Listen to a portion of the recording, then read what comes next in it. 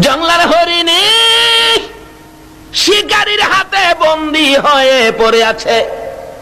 সুতার জাল, মোড়া সুতার জালের মধ্যে সাগর থেকে জাল দিয়ে বড় বড় মাছ ধরে না, শিকারী দুই পাহাড়ের চিপায় সুতার জাল পাইতা ওই জংলার মধ্যে লাঠি দিয়া বাইরেছে।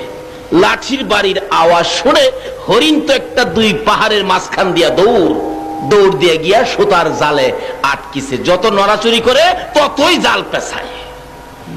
শিকারী দূর থেকে খুশি মুস্কি মুস্কি হাসে, রে হরিণী আর দৌড়াদৌড়ি করিস না, নড়াচুরি করিস না, বন্দী হয়ে গেছো।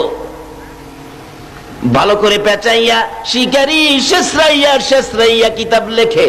আলগাইতে পারে না ভারী বেশি, হরিণটা মোটা তাজা বেশি ছিল বিদায় শেষরাইয়া নিতেছে।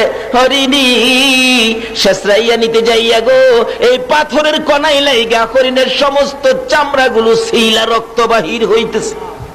হরিণ গাছের গোড়ায় যখন জালটা দিয়ে বেঁধে রাখলো, হরিণ চোখের পানিগুলো ছেড়ে ছেড়ে কাঁদতেছে।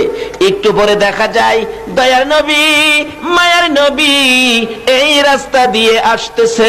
আল্লাহু আকবার বলো।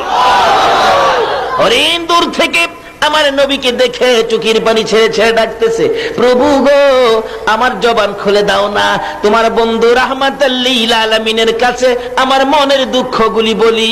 আল্লাহ বলেন, জংলার হরিণ রে, আমার বন্ধুর সাথে কথা বলার জন্য জবান খুলতে চাইছস, যে নবীর উসিলায় এত কিছু করেছি, এই নবীর সাথে কথা বলবি, যা তোর জবান খুলে দিলাম। যে নবীর পক্ষে গেলে জংলার হরিণের জবান পর্যন্তই আমার আল্লাহ খুলে দেয়। বলুন এই নবীর পক্ষে গেলে আমরা লাভ হবে না লস হবে? কাছাকাছি আসার পরে হরিণ ডাকতেছে, প্রভু গো আপনার বন্ধু আইসা গেছে, জবানটা খুলে দেন না। আল্লাহকে যা জবান খুলে দিলাম। হরিণ ডাকতেছে,